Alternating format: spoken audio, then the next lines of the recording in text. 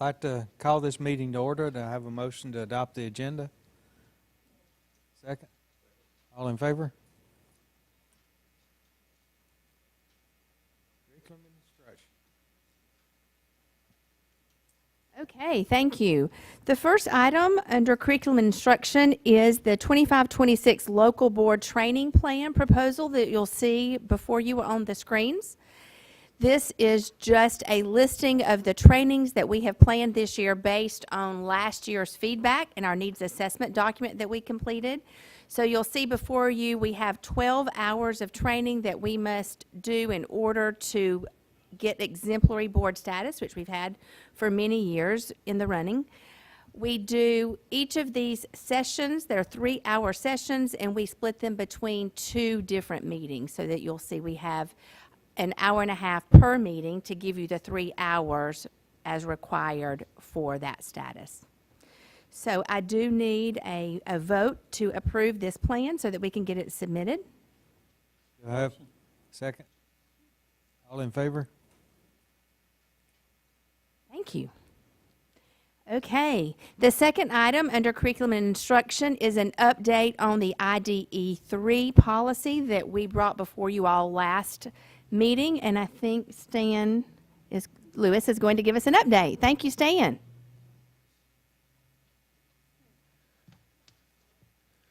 Good evening. I just want to give you an update on where we are with IDE 3. I would like to tell you that we put together a committee comprised of high school and middle school principals as well as high school and middle school athletic directors. So we've got 10 folks serving on this committee. And we met last week on Wednesday, had a good initial meeting, had some good feedback. We're meeting again this week on Wednesday to try to start putting some things together. I want to communicate to you that they're very appreciative of the fact that you're allowing them to give some feedback on how they feel about this policy and how they think things ought to flow. So we appreciate you giving us that opportunity. Looking at 4 areas basically that we're trying to attack. One would be the program integrity and competitive balance. Certainly want to try to preserve that relationship between our middle schools and our high schools. Roster management and the tryout process. There are a lot of questions surrounding that. The communication process among administrators, and then finally just some logistics, travel, scheduling, that sort of thing. So we're hard at work delving into that, and we'll be meeting again this week and hopefully get something to you as soon as possible so that you can review it. Questions for Stan? And again, you know how to get a hold of him, so pick up phone, call him if you have some thoughts. Be great. Thank you, Stan. Thank you. Appreciate y'all. Thank you. The next item on the agenda under curriculum and instruction is the annual Perkins plan update. Rhonda Samples is going to give us some information on that. Thank you. Rhonda, remind the board what the Perkins plan is. Okay, every year we're required to update our Perkins plan. It's based on our local needs assessment. It looks at the current pathways that we're offering, what additional pathways might we offer, how many completed our pathways, our credentials of value, just all of the information about our CTAE pathway is written in this plan, 87 pages for your reading pleasure. So we submit that in the spring, and we've met with different groups of stakeholders, including teaching and learning leadership up here. We meet with business and industry, CTAE teachers, parents, students. Those are all the stakeholders. So last spring when we presented this plan, Kevin Bells is listed in here as our deputy superintendent at the time. So now it was just approved Friday of last week. So they take, once DOE approves this plan, and then our consolidated app, there's another piece. That's the reason you have 2 documents on there. Then we bring it to the board, and once you approve it, then DOE will release our Perkins funding. And so it just addresses all of our different areas about our pathways and completers. I'll be glad to answer any questions. Rhonda, just again, I think since the 1970s, this is the federal government's actual financial support of career and technical and agricultural education. It's not a lot of money, but every little bit helps, and it does require an annual plan. You've done a great job with that. I'd put Hall County's CTAE plan up against, and forget about a plan, I'd put what happens just in terms of boots on the ground against anybody in the nation. So you do a great job with that. But any particular questions for Rhonda. I think you suggested we're up to 90 pathways now. Well, we have 68 high school pathways, and then we have all the dual enrollment pathways. And we met with Lanier Tech last week to look at a future plan for what we're going to do down at the Career Academy on increasing those pathways and our new offerings. So we're gonna end up, well, if you add both of those together, we're probably at 90, or we'll be very soon. And give the board the programs that we're thinking will be able to go to full-time. Diesel mechanics, welding, and auto body refinishing. So we're doing double cohorts of those students, and numbers are looking like we need to go full-time programs. So Lanier Tech will be looking at providing full-time instructors for those 3 programs. The other cohorts are pretty much going to stay the same, pretty strong, but we want to make sure that we're utilizing those labs all day long, so we're going to look at adding a couple other certificates. And we're looking in the areas of, we're looking into AI, looking into something in motor controls, and then maybe something in gaming design, and maybe cybersecurity. Let's pull up the budget if we could, Rhonda, and just very quickly let them just see that. And again, whoever's running the zapper. Didn't you say the budget's on one of those? Budget's on one of what?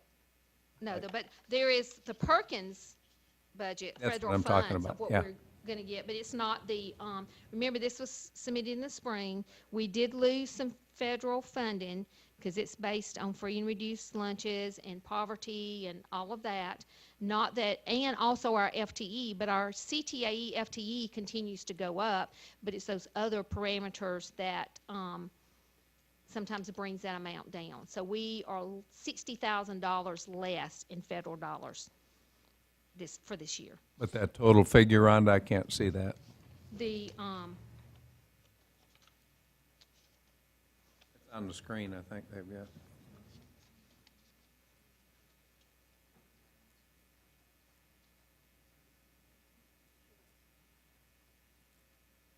well, this figure right here has all the salaries in it.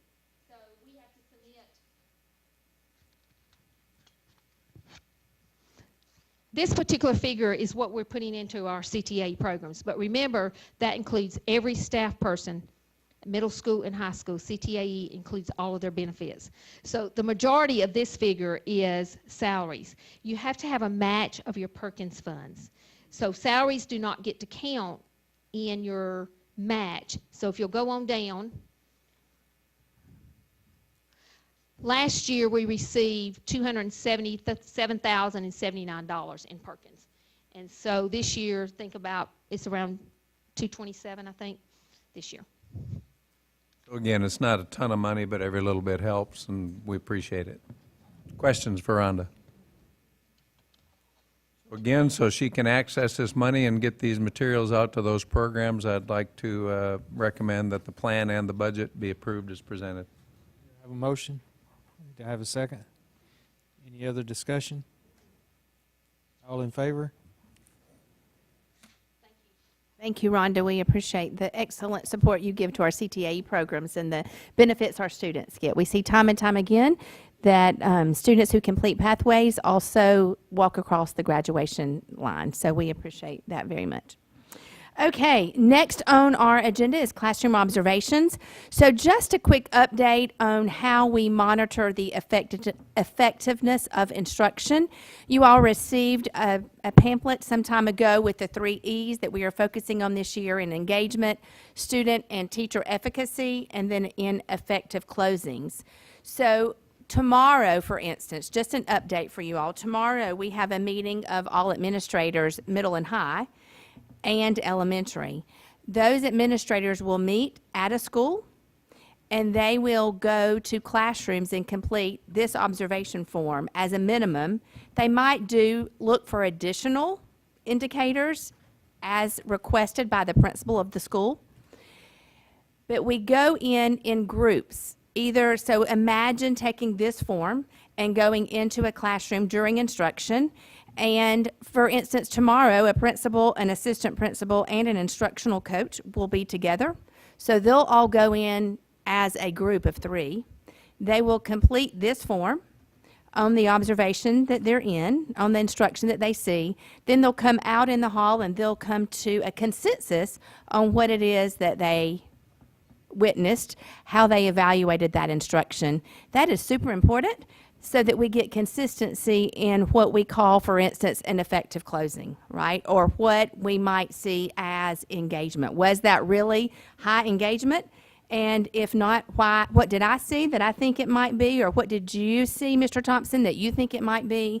And then we come to consensus.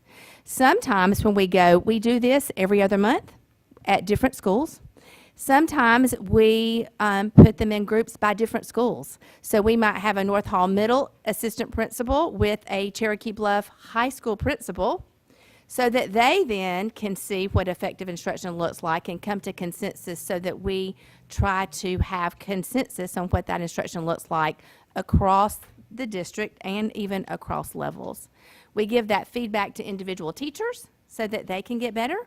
And then we also give that feedback to principals so that they can see a balcony view, if you will, of what that effective instruction looks like, and then they can adjust the support and training that they provide to teachers. So we just wanted you to have an idea of some of the practices and protocols that we're putting in place to try to help support effective instruction across our district. Questions for Suzanne? By the way, if any of you get the Wall Street Journal, great article in there today about the 5 things we know that make a difference for students learning. And again, it's in the Wall Street Journal. One of them had to do with regular and accurate feedback for teachers, and the other had to do with high expectations and efficacy. So appreciate what you're doing. You're right on target. Thank you. Are the teachers aware when the observations are going to take place? Yes and no. So the schools that we're going to tomorrow know that we'll be there. But we don't have time to go into every single classroom, so the principal just literally says, we'll be here from this time to this time, and your classroom may or may not have a visitor. In addition to the ones that I just described, though, Bo, that's an excellent question. Remember, I'm challenging all the teaching and learning staff this year to get into buildings. And so those are certainly unannounced, and teachers don't know when we might or might not be there. And those are recorded with the QR code on the back of their, so they can, anytime a central office employee is out in the school, they'll walk into a couple classrooms, they'll scan the back of their ID badge, and they'll enter the information. So those are certainly unannounced. And then on the back side of this form, that's the QR code. Well, that's not the real one, but that's a mock-up one. But on the back of that side of the Google Doc, we can see by school the result of each observation around these 4 areas, asking each principal, so that they then, again, know, hey, if this school's doing a really great job of engagement and that's my focus, I need to have a conversation with that school about what they're doing so that I can impact my numbers as well. Any other questions?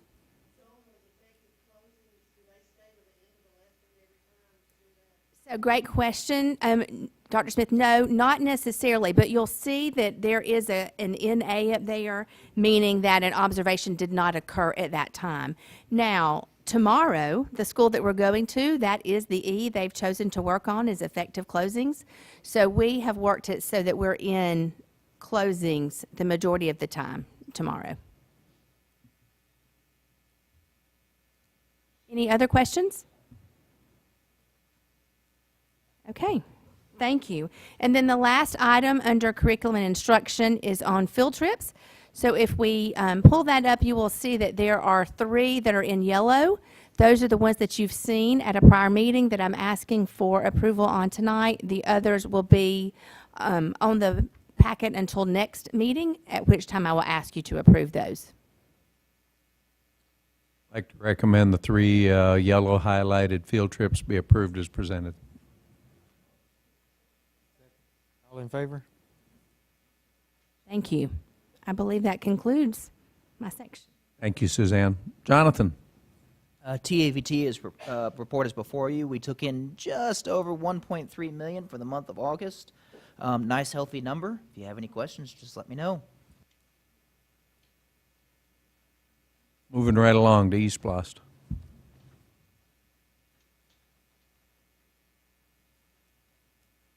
Yes, sir. East Bloss collections were 3.85 million for the month of August. Also a good, healthy number. If you have any questions, just let me know.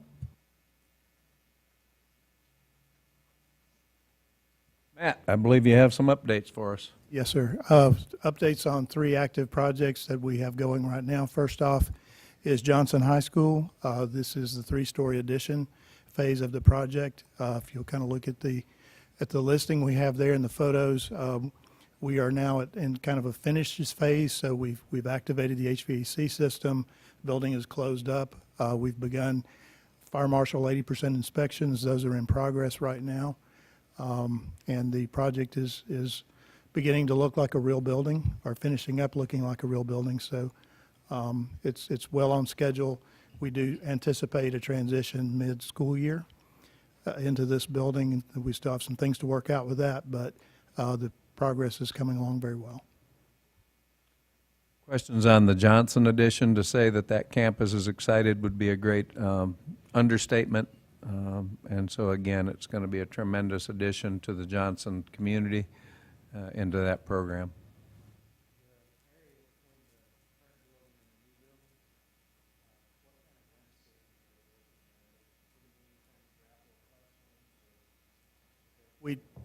We did create kind of one area there that's not truly an outdoor classroom, but an area that they could bring kids outside. So we'll look at all of that, but. Pretty good, yeah. And that's why we kind of took advantage of that. There's an area just to one side of that connector that we did a large concrete area that they could use for outdoor space. Spent some time with Mr. Edwards down there a few days ago, and it's just, it's awesome. It's just great. And I know they are excited about it. And this old JH graduate is excited also.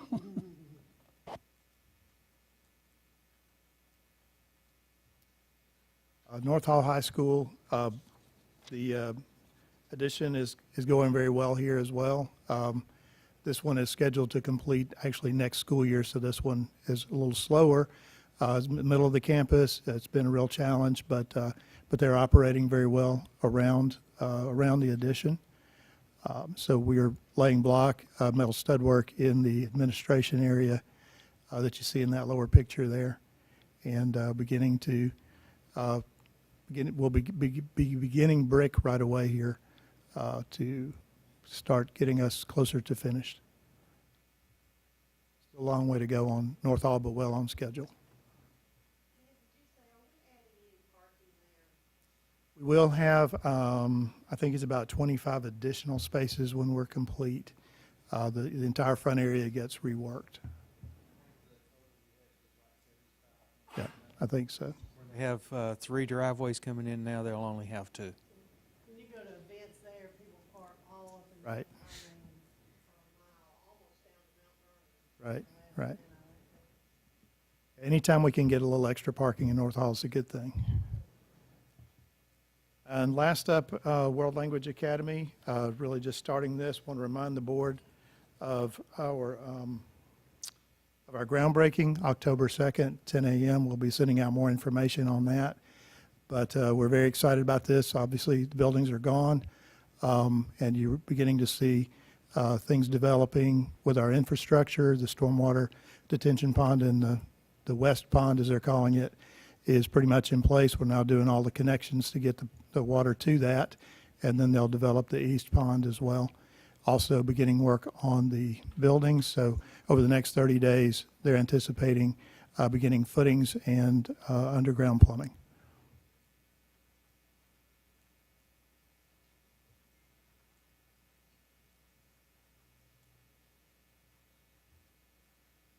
No other questions on that? And how is the North Hall, I keep hearing good reports in terms of the North Hall middle traffic situation compared to last year, and that the downside has been that the trees are gone, but perhaps we can do some landscaping up there. Is that accurate? Yes, it seems to be working very well. I will say too that that car rider line is a great asset for some of the events at the high school, for overflow parking, because you can park cars on the outside, center open, so. We had a good traffic engineer.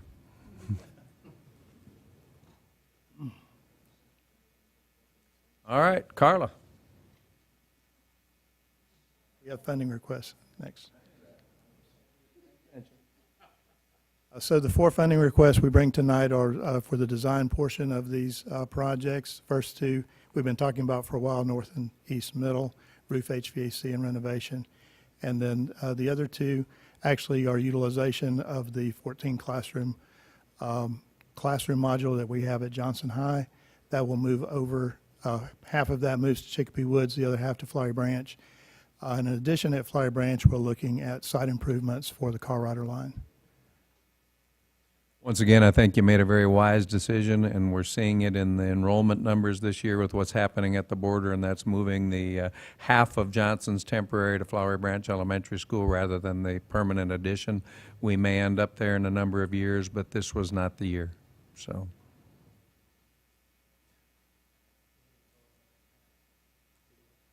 We can wait till next time. So feel free to ask Matt any questions you have between now and our next meeting. Matt, will either the roof and HVAC qualify for some state funding? So we have an application in for the 2 combined, I think is around 4.6. 4.6 million. Yes. State support for those 2 programs.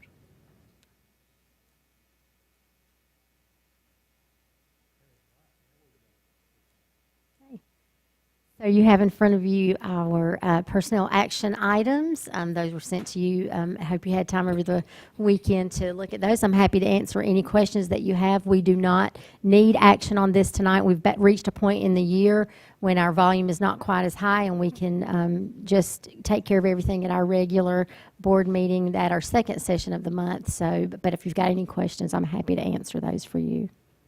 Feedback on the new form. Love the format. Good. Good. So please let us know. Give us feedback on it if it's not meeting your needs in any way, and we will look to tweak that, but I'm glad it's working for you. And